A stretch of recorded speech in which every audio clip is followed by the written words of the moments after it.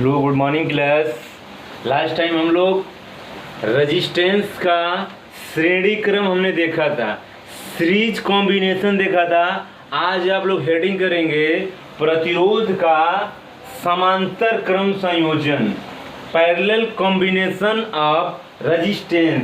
Parallel combination of क्या है? Resistance. तो देखिए पैरेलल कॉम्बिनेशन कब होता है? पैरेलल कॉम्बिनेशन तब होता है जब दो या दो से अधिक रेजिस्टेंस, जब दो या क्या है दो से क्या अधिक रेजिस्टेंस क्या एक ही बिंदु से जुड़े हों। मतलब दो या दो से अधिक रेजिस्टेंसों का जो सिरा होता है वो क्या है, वो एक ही बिंदु से जब जुड़ा होता है तो इसको हम लोग क्या कहते हैं? इसको हम लोग कहते हैं समांतर क्रम संयोजन।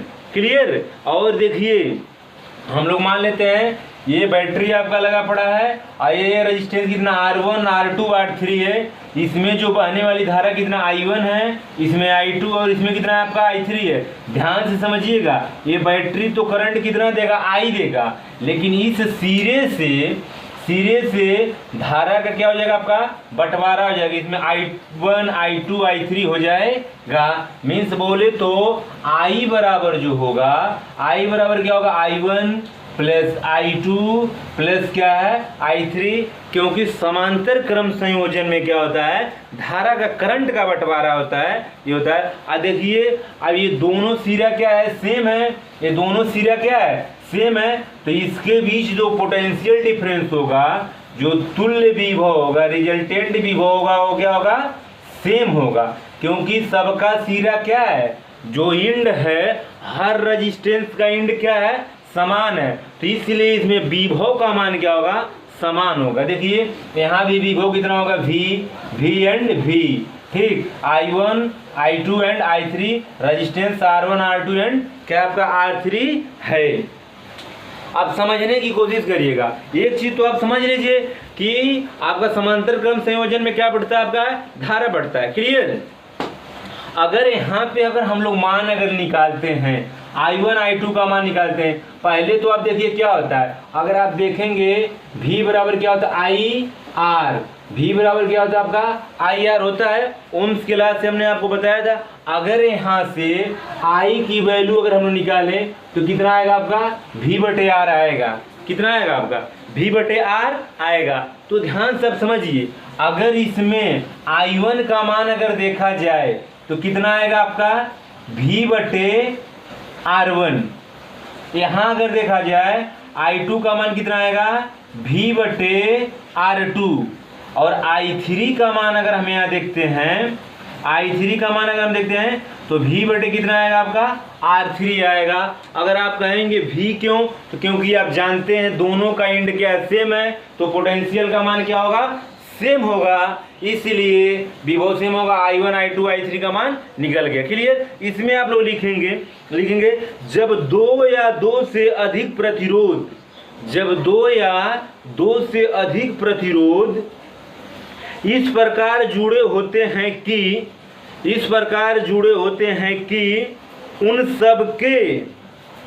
सबके पहले सिरे एक बिंदु से तथा दूसरे सिरे एक अन्य बिंदु से जुड़े हों तो, दूसरे सिरे क्या है? एक अन्य बिंदु से जुड़े हों तो इस प्रकार के संयोजन को समांतर क्रम संयोजन कहते हैं। इस प्रकार के संयोजन को हम लोग क्या कहते हैं? समांतर क्रम संयोजन कहते हैं। क्लियर? फिगर आप लोग ड्रा कर लेंगे। ड्रा कर लेंगे। ठीक। अब चलिए हम लोग करते हैं। मानक क्या? तीन प्रतिरोध R1 R2 R3 क्या है? A तथा B बिंदुओं के बीच समांतर क्रम में जुड़े हैं। A तथा B बिंदुओं के बीच में क्या है? समांतर क्रम में क्या है? जुड़े हैं। तथा R1 R2 तथा I3 में प्रवाहित होने वाली क्या है? धारा क्रमशः I1 I2 I3 हैं तथा बिंदु A तथा B के बीच बिंदु ए तथा बी के बीच विभवांतर कैपिटल भी है। बिंदु ए तथा बी के बीच विभवांतर कितना है? कैपिटल भी है। ठीक, तो चलिए हम लोग देखते हैं। ठीक, कैपिटल भी है। तो अभी देखिए क्या करते हैं हम लोग, कैसे क्या कर रहे हैं।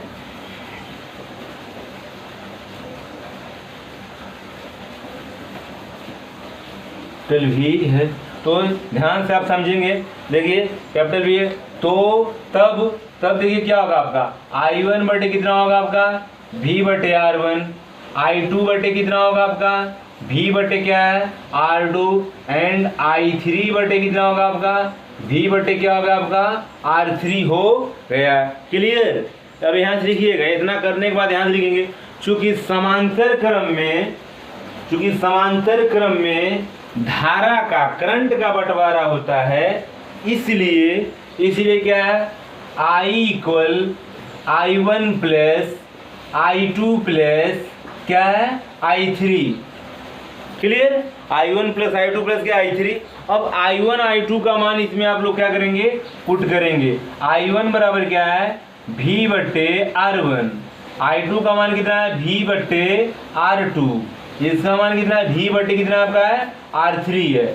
ऊपर से देखिए V कॉमन हो रहा है, ऊपर से V क्या हो रहा है आपका कॉमन ले लीजिए, ये हो जाएगा 1/R1 1/R2 1 क्या है R3।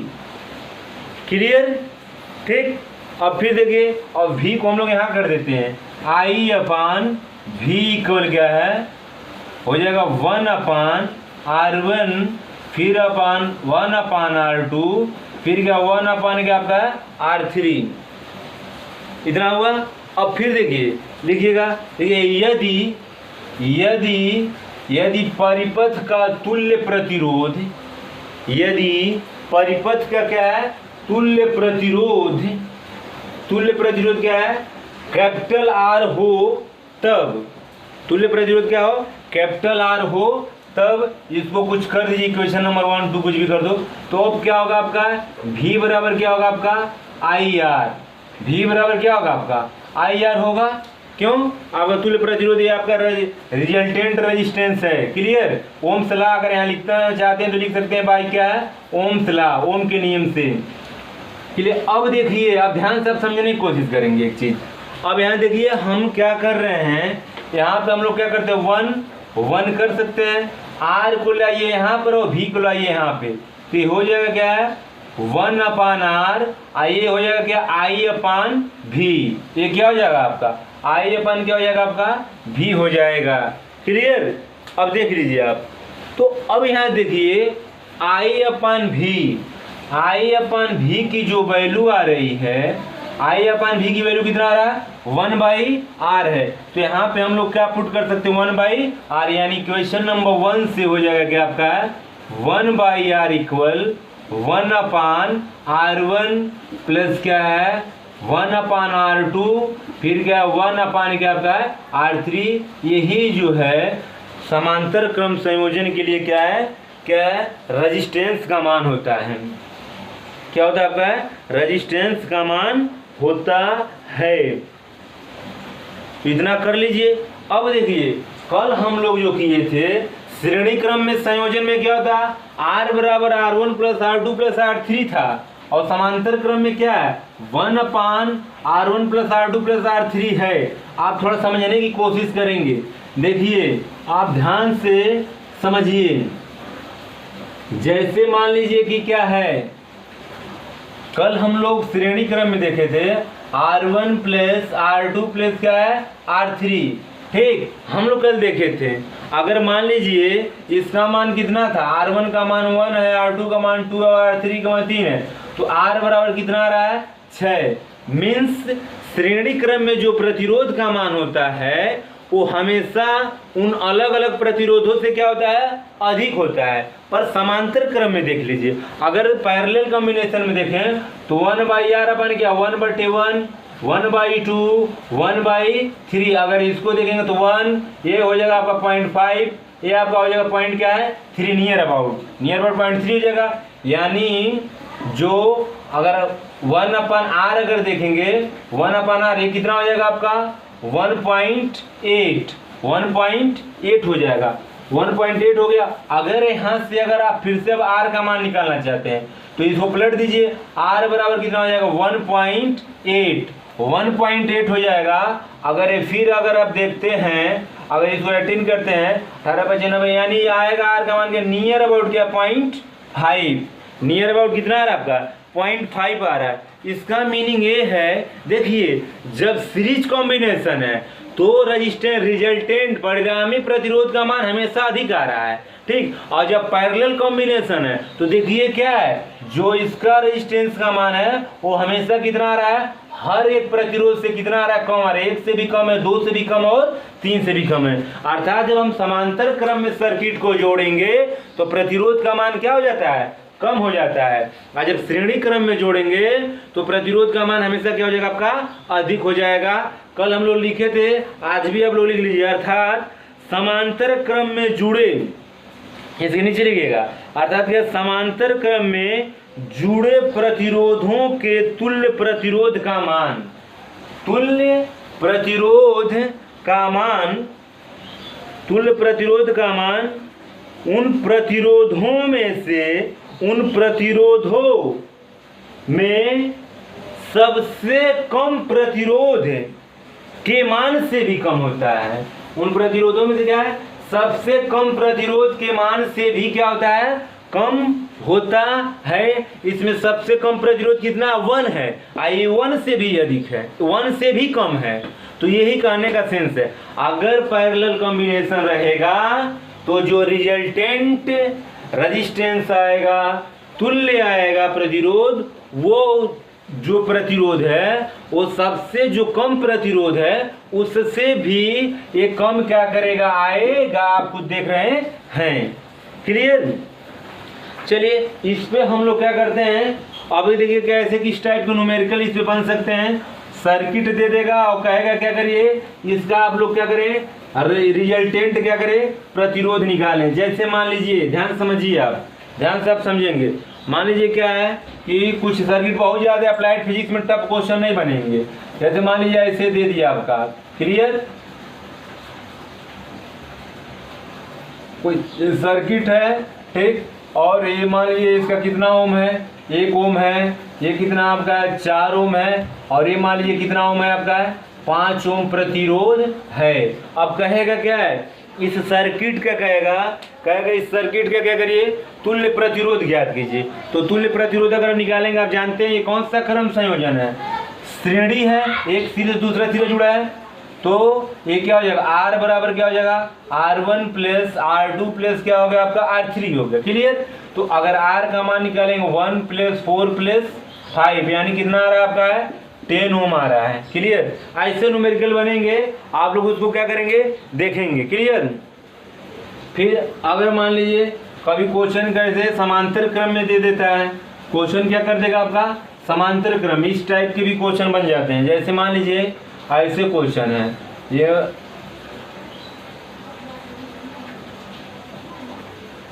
ठीक 4 कर लीजिए, यहाँ पे जुड़ा पड़ा है, यहाँ से क्या आपका बैटरी लगा पड़ा है, ठीक। और मान लीजिए इसमें इनके मान कितने हैं, मान लीजिए कितना आपका 5 ओम है, फिर ये कितना है 5 ओम है, ये 3 ओम है, ये कितना आपका है 6 ओम है। तो कहेगा क्या है, इस सर्किट का क्या करिए, रिजल्टेंट रेजिस्टेंस बताइए। तो रिजल्टेंट रेजिस्टेंस अगर हम लोग मान लेते क्या है आपका, ये R1 है, R2 है, R3 है, क्या आपका R4 है। तो आप जानते हैं क्या 1/R बराबर क्या होता है R1, 1/R2, 1/R3 और फिर 1 क्या होता है आपका है R4 होता है। तो 1/R बराबर क्या 1 क्या है 5, 1 क्या है 4, 1/3, 1 क्या है 6। आप इसको क्या करेंगे, सॉल्व कर लेंगे। इस टाइप के न्यूमेरिकल्स बनते हैं। कभी कभी ऐसा भी क्वेश्चन आ जाता है, कभी कभी क्या है ऐसा भी क्वेश्चन आ जाता है कि जिसमें दोनों ही रहते हैं, जिसमें समांतर और सीरीज दोनों, श्रेणी क्रम और समांतर क्रम दोनों ही संयोजन दे देता है। तो ऐसे केस में आप लोग क्या करेंगे, अलग अलग निकाल लेंगे। जैसे मान लीजिए कि क्या है मान लीजिए कोई ऐसा सर्किट आपका दे दिया है इस प्रकार का, अब कहेगा कि क्या है, रिजल्टेंट प्रतिरोध का मान क्या करिए आप ज्ञात करिए। मान लो कि कुछ इस प्रकार का सर्किट बन गया है, ठीक।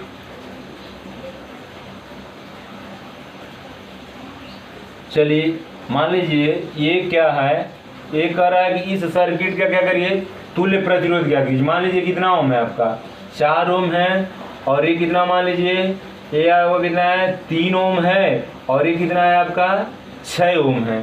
तो कहेगा क्या है कि इस सर्किट का क्या करिए, तुल्य प्रतिरोध आपको क्या करना है, ज्ञात करना है। तो देखिए तुल्य प्रतिरोध, देखिए ये दोनों क्या है, समांतर क्रम में है, ये दोनों क्या है, ये और ये किस में है, श्रेणी क्रम में। तो पहले मान लीजिए क्या है, हम लोग मानते हैं इन दोनों का जो तुल्य प्रतिरोध कितना है, R डैश है। तो 1 अपान कितना हो जाएगा, R डैश अपान कितना 1/3, फिर क्या हो जाएगा 1/6, क्योंकि कौन सा कॉम्बिनेशन है आपका, ऐसा कॉम्बिनेशन आपका है, पैरेलल है, समांतर क्रम है। तो अगर यहाँ से निकालेंगे तो आएगा क्या है, 1 अपान R डैश बराबर, इसको अगर एलसीएम लेते हैं तो 2/6 और 1/6 यानी कितना हो गया आपका 3/6, यानी आ रहा है 1/2, यानी R डैश का मान जो आ रहा है वो कितना आ रहा है, 2 ओम आ रहा है। यानी इसका जो तुल्य प्रतिरोध कितना आ रहा है आपका, 2 ओम आ रहा है। अब देखिए अब क्या है, अब ए और ये क्या है, अगर इसका फिर से सर्किट बना 2 ओम आ रहा है इसका रिजल्टेंट। अब फिर देखिए हम चाहें तो यहाँ पे क्या कर सकते हैं, R डैश लगा सकते हैं, क्योंकि इन दोनों का प्रतिरोध कितना था, R डैश बराबर कितना आया था आपका 2 ओम आया था। और फिर देखिए ये दोनों किसमें हैं, ये दोनों किसमें हैं, श्रेणी क्रम में है। तो तुल्य प्रतिरोध अगर R डबल डैश हो तो 4 प्लस क्या हो जाएगा R डैश, तो 4 ओम, इसका मान कितना आपका 2 ओम, तो कितना आ रहा है आपका 6 ओम आ रहा है। तो इस तरह से जब दोनों कॉम्बिनेशन अगर दिया रहेगा तो आप क्या करेंगे, मान को क्या करेंगे, इसे निकाल लेंगे, घबराएंगे नहीं, आराम से निकल जाएगा। थोड़ा सा ध्यान देंगे तो काम बन जाएगा। इस टाइप के क्वेश्चन क्या है, बनते हैं, ठीक। अब एक हेडिंग अगर हम लोग कर लें, अगर एक हेडिंग हम लोग कर लें, क्या है, सेल का विद्युत वाहक बल, थोड़ा सा डिस्कस कर लेते हैं।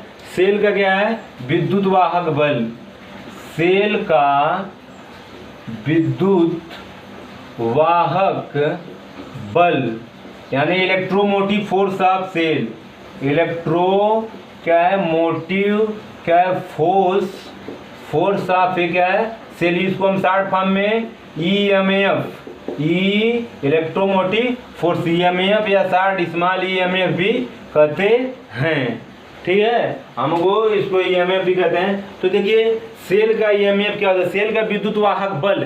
देखिए थोड़ा कंफ्यूजन क्रिएट करने वाला वर्ड है ये, बल से लेना देना नहीं है, ये एक्चुअली क्या होता है अभी मैं बता रहा हूँ। पहले सेल क्या होता है, तो सेल में लिखिए क्या है, सेल वह निकाय होता है, सेल क्या है, वह निकाय होता है जो विद्युत ऊर्जा हो गया है रासायनिक ऊर्जा में, तथा रासायनिक ऊर्जा में को क्या है, विद्युत ऊर्जा में परिवर्तित करने में सक्षम होता है।